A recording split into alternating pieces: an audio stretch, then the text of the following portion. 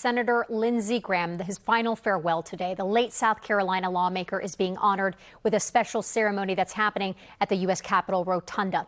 Family, fellow lawmakers, and world leaders are paying tribute before a funeral service at the National Cathedral this afternoon. News 4's Juliana Valencia joins us live now with more on today's events. Juliana?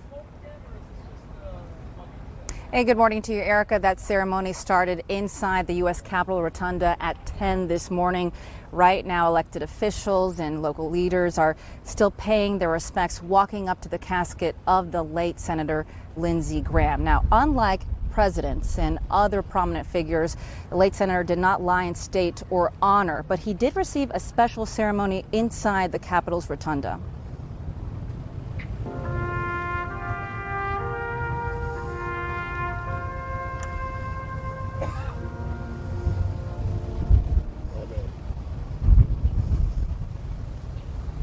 This is the moment his remains were carried into the U.S. Capitol by an armed forces body bearer team in recognition for his decades of service to the U.S. Air Force.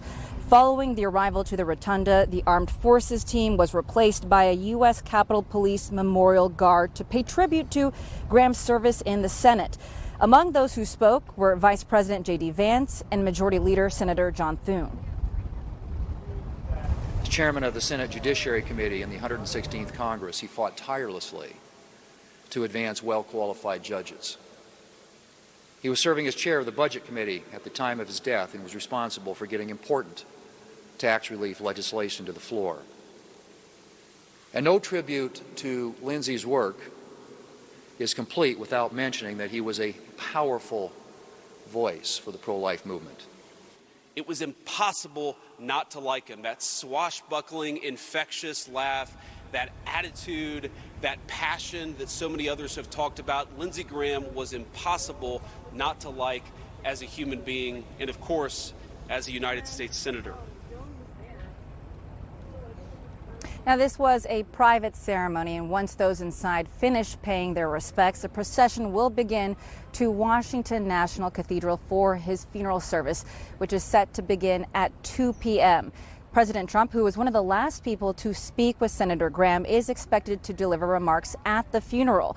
The service is also private, but will be live streamed on the cathedral's YouTube page. Now, after the services, Graham will make his final journey to South Carolina for more memorial services tomorrow.